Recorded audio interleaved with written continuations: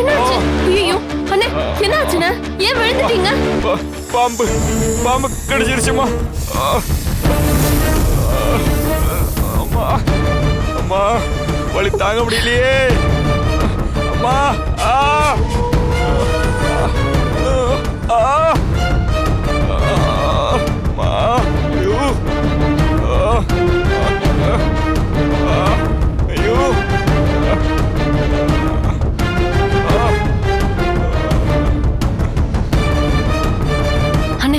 இனிமே உங்களுக்கு எந்த பிரச்சனையும் வராது. ஹாஸ்பிட்டலுக்கு போனா ஈஸியா காப்பாத்திடலாம், பயப்படாதீங்க.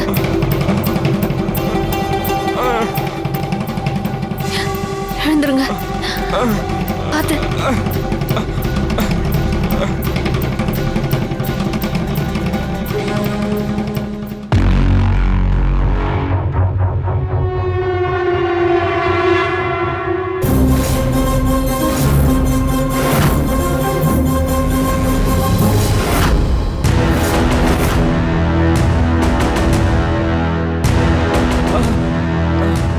யார் சக்தி இது?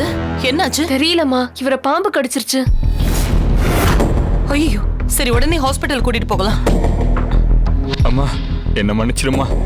எதுக்குன்னு நீங்க என்கிட்ட மன்னிப்பு கேக்குறீங்க? ஐயோ, இவன் உண்மையை சொல்ல போறானே. சொல்லுப்பா, உன்னை காப்பாத்தினதுக்கு நீ நன்றி தானே சொல்லணும். எதுக்கு மன்னிப்பு கேக்குற?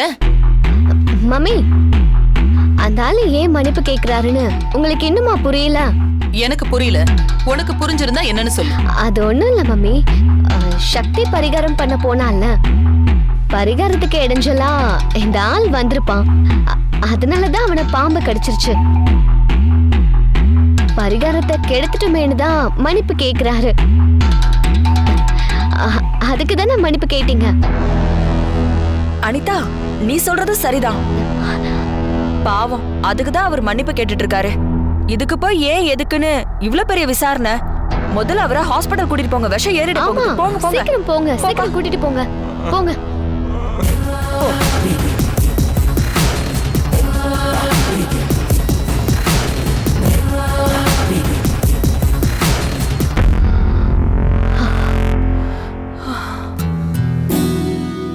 சக்தி, சாவி எடுத்துட்டியா? எடுத்துட்டு வந்துட்டேன்.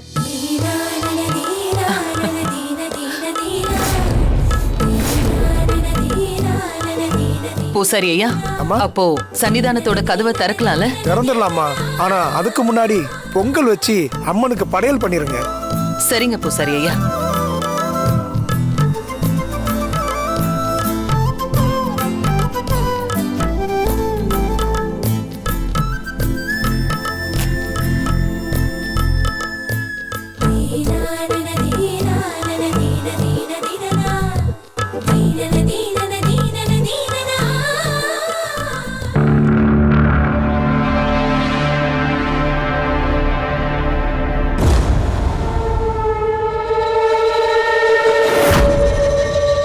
நீ இன்னும் இங்கதான் சுத்திட்டு இருக்கியா? எங்க இவங்க ரெண்டு பேரும் ஒண்ணு சேர்ந்தா நம்ம பொண்ணு வாழ்க்கைக்கு ஆபத்து வந்துருமோன்னு நானே பயந்துகிட்டு இருக்கேன். அந்த சக்தி தேவையில்லாம இவனை இங்க கொண்டு வந்து சேர்க்க பாக்குறா. ஆமா, இவன் தான் ருத்ராமாவுடைய புருஷன்னு சக்திக்கு எப்படி தெரியும்? எப்படியோ மோப்பம் பிடிச்சிருக்கா.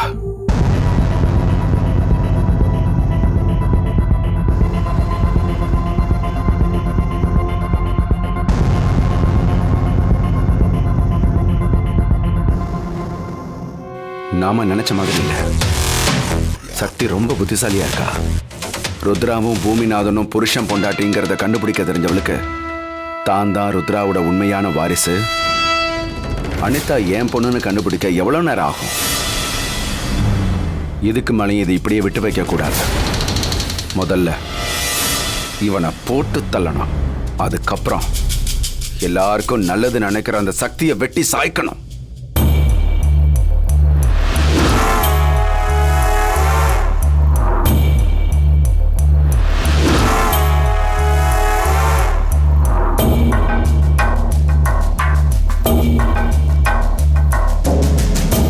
தம்பி, அங்க ஒரு அங்கிள் நிக்கிறார்ல,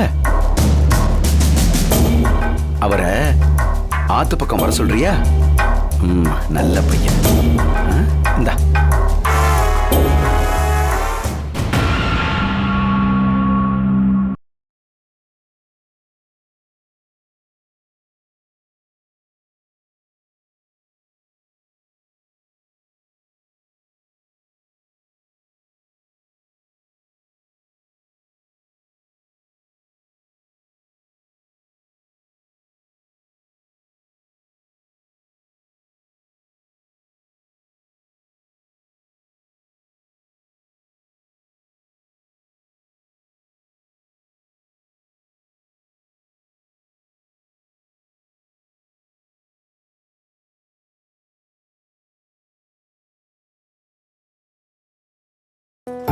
அம்மன் மனப்பூர்வமா ஏத்துக்கிட்ட பொங்கல் இதுதாம்மா. இதுக்கெல்லாம் காரணம் சக்தி மட்டும்தான். சக்தியோட தியாகத்தினாலதான் இந்த பொங்கல் பால் போல பொங்கியிருக்கு.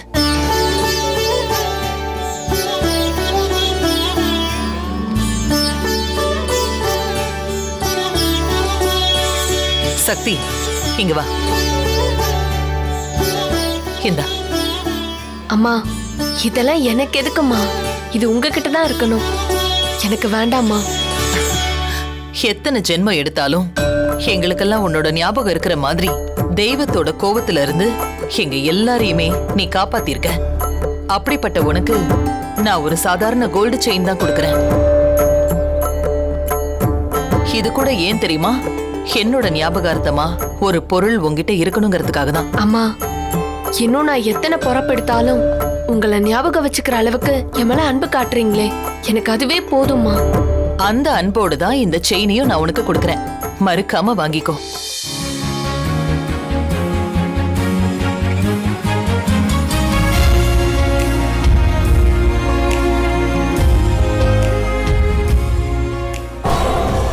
பாத்தியா மருமகளே, வேலைக்காரிக்கு உங்க அம்மா பகுமானமா தங்க செயினை போட்டு விடுறத?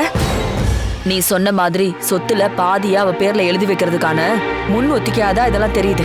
அதுக்குள்ள இவளோட கதையை முடிச்சிட்டு போகணும்னு நாமளும் என்னென்னமோ பிளான் பண்ணி பார்த்தோம். ஒண்ணுமே முடியலையா அத்தை? இப்ப எல்லாமே எல்லாம் மீறி போயிட்டு இருக்கு.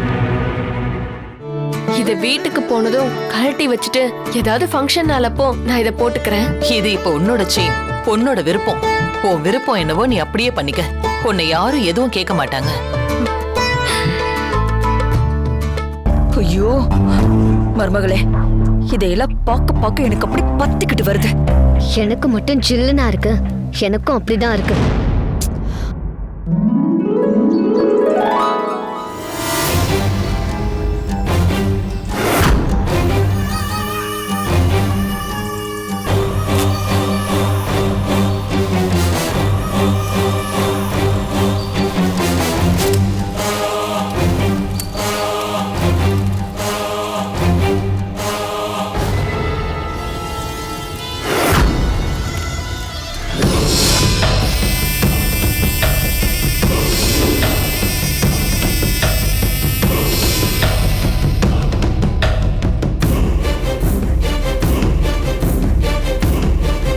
சக்திக்கு மட்டும்தான் நாம இங்க இருக்கிறது தெரியும். சக்தியை தவிர வேற யார் நம்மள இங்க வர சொல்லியிருப்பா?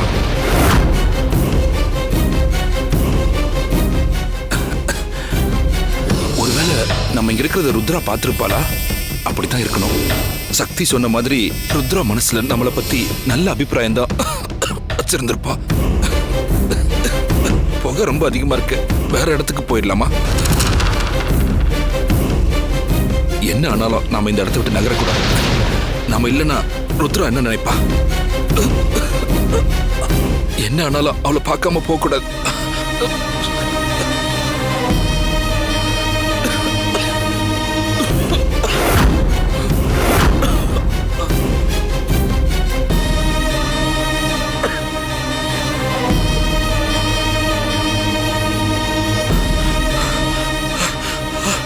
ஏண்டா குலசாமி கோயிலுக்கு வந்தா சாமி அனுகிரகத்துல ருத்ரா உன்னை மன்னிச்சு ஏத்துப்பான்னு நினைச்சு வந்திய? உன்னை நான் சந்திக்க விட்டாதானடா? அப்படியே இருமி செத்து தொலை. நாளைக்கே உன்னை போஸ்ட்மார்டம் பண்ணா கூட ஆஸ்மா நோயினால இருமி செத்தான்னு தான் ரிப்போர்ட் வரும். இன்னையோட உன் சாப்டர் க்ளோஸ். அடுத்த ஜென்மம்னு ஒன்று இருந்தா அப்ப உன்னை சந்திக்கிறேன். உன்னோட முதலாளியா.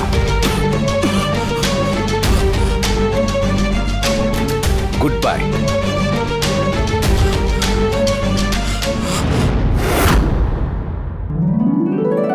அம்மனுடைய சன்னிதான கதவை நீங்களே திறங்கம்மா. இல்ல சாமி, சன்னிதான கதவை சக்தி கையால தான் திறக்கணும். அம்மனோட கோவத்தை தணிச்சு புத்துக்குள்ள இருக்கிற சாவி எடுத்தது சக்தி தானே. அதுவும் சரிதாம்மா. அதை திறக்கிறதுக்கான உரிமையும் அம்மன் சக்திக்கு தான் கொடுத்திருக்கா. சக்தி, நீயே போய் தர. வாமா.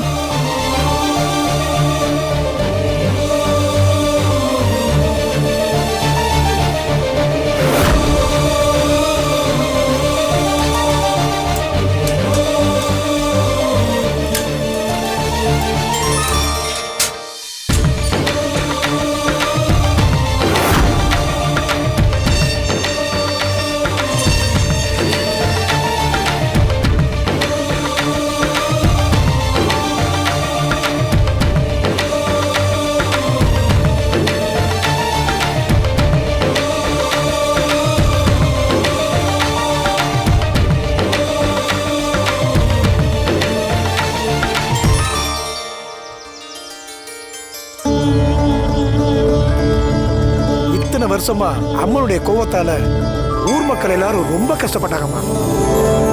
இப்போ அம்மன் கோபம் தணிஞ்சிருச்சு. இனிமே இந்த ஊரு செழிப்பா இருக்குமா. இந்த ஊர் மக்கள் எல்லாரும் உங்களுக்கும் இந்த பொண்ணுக்கும் நன்றி கடன் பட்டிருக்கோமா. தெய்வ காரியத்துல நாம யாரும் யாருக்கும் நன்றி கடன் பட்டதா சொல்லவே கூடாது. நாம எல்லாருமே அம்மனுக்கு தான் நன்றி கடன் பட்டிருக்கோம். இனிமே ஒவ்வொரு வருஷமும் தவறாம நாங்க இங்க வந்து அம்மனுக்கு பொங்கல் வச்சு பூஜை பண்ணிட்டு தான் போவோம். இனிமே எங்களுக்காகட்டும் இந்த ஊருக்காகட்டும் அம்மனோட அருளும் ஆசையும் எப்பவுமே இருக்கும். அம்மா, நீங்க அம்மன் கோயிலுக்கு வர்றப்பெல்லாம் எங்க ஊர் சார்பா உங்க குடும்பத்துக்கு பூர்ண கும்ப மரியாதை கொடுக்கறது வழக்கம். இந்த முறை அம்மன் கோவத்துல இருந்ததுனால ஊரை கூட்டி விமர்சையா எதுவும் பண்ண முடியலம்மா. அதனால ஏதோ எங்களால முடிஞ்சதை செய்யறோம். இந்த பரிவட்டத்தை மறுக்காம ஏத்துக்கணுமா. உங்க அன்பை மதிச்சு இந்த மரியாதையை நான் ஏத்துக்கிறேன். நல்லதும்மா.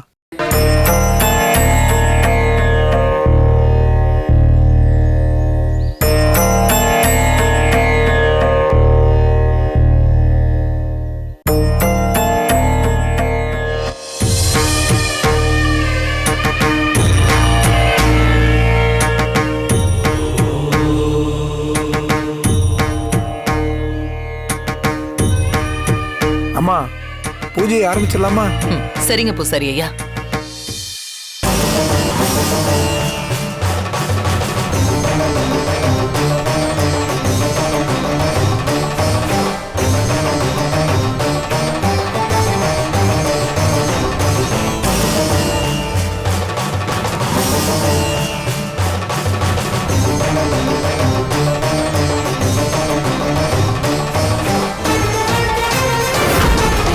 பூசாரி ஐயா, விளக்கு அணைஞ்சிருச்சு பாருங்க.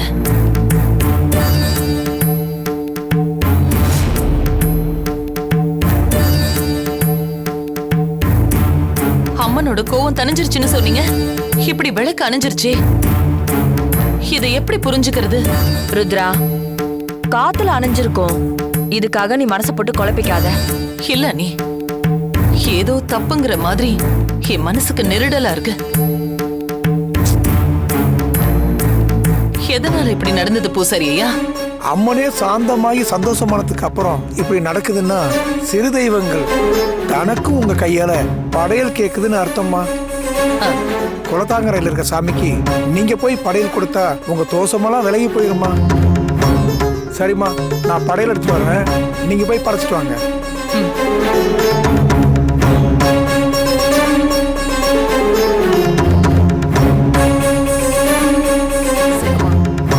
அம்மா தாயே,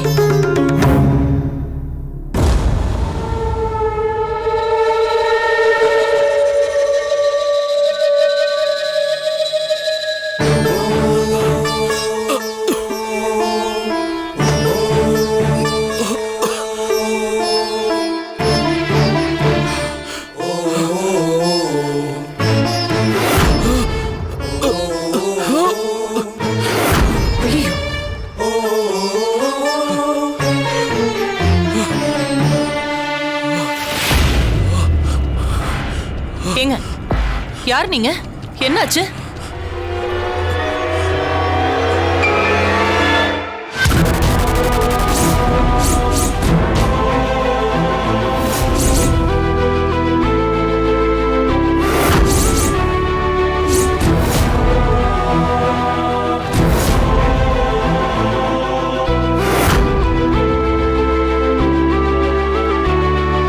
இப்ப எப்படி இருக்கு?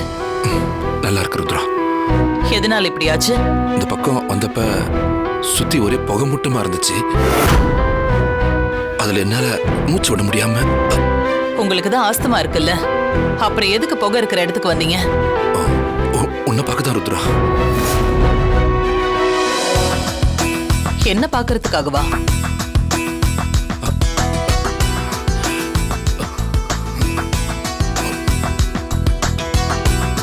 என்ன பார்க்கறதுக்கு குளத்தங்கரைக்கு ஒருத்தர் வர சொன்னதா ஒரு சின்ன பையன் சொன்னான். நான் வந்திருக்கிறத நீ எப்படியோ பார்த்துட்டு என்ன நீதான் இங்க வர சொல்லியிருப்பேன்னு நினைச்சு நான் இங்க வந்தேன். பிடிக்கலன்னு உங்களை விட்டு முழுசா விலகினதுக்கு அப்புறமும் நான் எதுக்கு உங்களை பார்க்க வர சொல்ல போறேன்? நீங்க எப்படி அப்படியெல்லாம் நினைக்கலாம்? முதல்ல நீங்க எதுக்காக இங்க வந்தீங்க அத சொல்லுங்க. நீங்க எல்லாரும் குடும்பத்தோட குலசாமி கோயிலுக்கு போறீங்கன்னு கேள்விப்பட்டேன். அதனாலதான் உன்னை பார்க்கலான்னு வந்தேன். அப்போ இவ்ளோ காலமும் நான் என்ன பண்றேன், எங்க போறேன், எங்க வரேன்னு வேவு பார்த்துட்டு இருந்திருக்கீங்களா? ஐயோ, அப்படிலாம் இல்ல ருத்ரா. என்னை பத்தி உனக்கே தெரியும்ல. இப்படி ஒரு கேவலமான காரியத்தை நான் பண்ணுவேனா ருத்ரா? நீங்க பண்ண மாட்டீங்களா? சொல்லுங்க. நீங்க ஒரு கேவலமான ஆளுங்கிறதுனால தான் நான் உங்களை தூக்கி எறிஞ்சேன். இந்த லட்சணத்துல என்னை பத்தி தெரியும்ல. நான் இப்படி ஒரு கேவலமான காரியத்தை பண்ணுவேனான்னு என்கிட்டயே கேக்குறீங்க. உங்களுக்கு வெக்கமா இல்ல? ருத்ரா, சாமியோட சன்னிதானத்துல இருந்து சொல்றேன். நீ நினைக்கிற மாதிரி எனக்கும் அபர்ணாவுக்கும் எந்த தொடர்பும் கிடையாது. இந்த தெய்வத்து மேல ஆணையா சொல்றேன், நான் உனக்கு எந்த துரோகமும் பண்ணல ருத்ரா. Shut up. எனக்கு சகிக்க முடியாத ஒரு துரோகத்தை பண்ணிட்டு சாமி மேல வேற சத்தியம் பண்றீங்களா? ருத்ரா, நான் சொல்றது உண்மை, என்ன நம்பு. இத்தனை வருஷமா உன்னையும் அனிதாவையும் பிரிஞ்சு நான் நரக வாழ்க்கை வாழ்ந்துகிட்டு இருக்கேன். இத்தனை காலம் பிரிஞ்சு இருந்தது போதும் ருத்ரா. இந்த அம்மனோட மண்ணுல நாம திரும்ப ஒண்ணு சேரலாம். உங்க எல்லாரோடையும் சேர்ந்து நான் சந்தோஷமா வாழணும்னு ஆசைப்படுறேன். ஆனா ஒரு துரோகியோட சேர்ந்து வாழணுங்கிற ஆசை எனக்கு கிடையாது.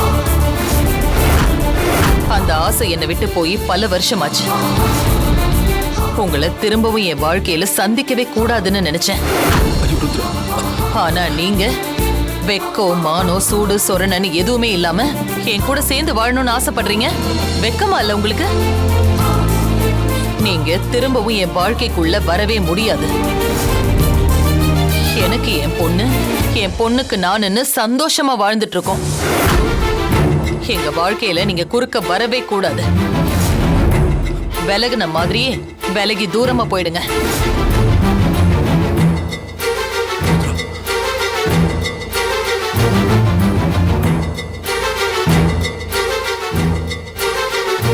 ருத்ரா, என்ன உனக்கு பிடிக்கலன்னா அப்படியே சாகட்டு விட்டுட்டு போயிருக்க வேண்டியதானே? எதுக்காக இவ்வளவு இறக்கப்பட்டு ஓடி வந்து என்ன காப்பாத்தணும்? சொல்லு ருத்ரா, இதுக்கெல்லாம் என்ன அர்த்தம்? உன் மனசுக்குள்ள இன்னும் நான் வாழ்ந்துகிட்டு இருக்கேன்னு தானே அர்த்தம்? என்ன பிடிக்கல, என் மேல விருப்பம் இல்லைன்னு உன்னை நீ ஏமாத்திக்கிட்டு இருக்க. நீங்களா கற்பனை பண்ணிக்கிட்டு ஏதேதோ பேசாதீங்க. உங்க நிலைமையில வேற யாரு உயிருக்கு போராடிக்கிட்டு இருந்தாலும் நான் இதே மாதிரி தான் அவங்கள காப்பாத்திருப்பேன். மனிதாபிமானத்தோட நான் பண்ணது உங்க மேல இருக்கிற தனிப்பட்ட பிரியத்துல பண்ணதா நீங்களா மனசுல கற்பனை பண்ணிக்காதீங்க.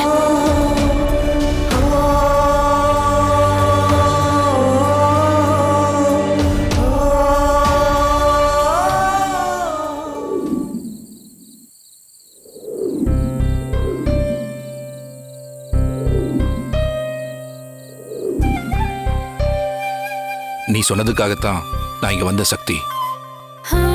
ருத்ராவுக்கு என் மேல இருக்கிற கோவம் இன்னும் போகவும் போகாது.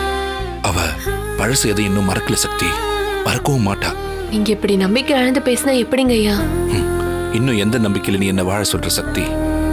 புகையில ஆஸ்துமாவில நான் தவிச்சுக்கிட்டு இருந்தேன். என் விதி இன்னைக்கே முடிஞ்சு போயிருக்கும். நல்ல வேலை, ருத்ராவை பார்த்ததும் அந்த சந்தோஷத்துல எனக்கு வீசிங்கே நின்னு போயிருச்சு. அதான் ருத்ராமா வந்து உங்களை காப்பாத்திட்டாங்களே ஐயா. அவ என்னை காப்பாத்தினதுக்கு பதிலா சாகட்டுன்னு விட்டு இருந்திருக்கலாம். ஐயோ அப்படியெல்லாம் சொல்லாதீங்க ஐயா. நீங்க இறந்துட்டா எல்லாமே சரியா போயிடுமா? நடந்த எதுக்கும் நீங்க காரணம் இல்லைன்னு ருத்ராமாக்கு நீங்க எப்படியாவது புரிய வைக்கணுங்க ஐயா. அதெல்லாம் அவ புரிஞ்சுக்க மாட்டா சக்தி.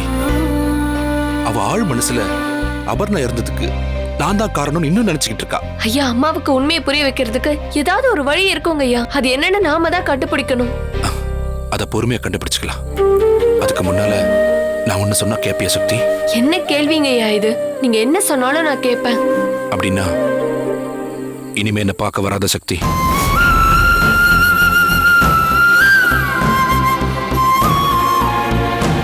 திக்கு திசை தெரியாம அலைஞ்ச எனக்கு அடைக்கலம் கொடுத்த நீங்களா இப்படி பேசுறீங்க? இனி விளையாட்டுக்கு கூட நீங்க இப்படி எல்லாம் சொல்லாதீங்க ஐயா. நான் சீரியஸா சொல்ற சக்தி. நீ என்கிட்ட பேசிட்டு இருக்கிற விஷயம் ருத்ராவுக்கு மட்டும் தெரிஞ்சதுன்னா கண்டிப்பா அவளுக்கு என் மேல உள்ள கோவம் அப்படியே உன் மேல திரும்பும். அதனாலதான் சொல்றேன், இனி என்ன பார்க்க வர்றத தயவு செஞ்சு நிப்பாட்டிக்கமா. இதுக்காக தான் பயப்படுறீங்களா ஐயா? அம்மாவோட கோவத்தை எப்படி தணிக்கணும்னு எனக்கு தெரியும். புரிஞ்சுக்க சக்தி. நீ ருத்ரா மேல வச்சிருக்கிற அளவு கடந்த பாசத்தையும் ருத்ரா ஓ மேல வச்சிருக்கிற அபரிமிதமான அன்பையும் கோவில்ல நான் கண்குளிர பார்த்துட்டேம்மா. என்ன பிரிஞ்சிருக்கிற அவளால உன்னை பிரிஞ்சிருக்க முடியாதுன்னு எனக்கு தெரியும். அதனாலதான் என் மனசை கல்லாக்கிக்கிட்டே என்னை விட்டு உன்னை விலகி போக சொல்றேன். நீர் அடிச்சா நீர் விலகாதுங்க ஐயா. அதே மாதிரிதான் நானும். உங்களோடையும் ருத்ராமாவோடையும் இருக்கிற பந்தம். உங்ககிட்ட இருந்து எவ்வளவு ஆறுதலான வார்த்தைகள் வருது சக்தி. இந்த நிமிஷம் நீ என் பொண்ணா இருக்கக்கூடாதான்னு எனக்கு தோணுது.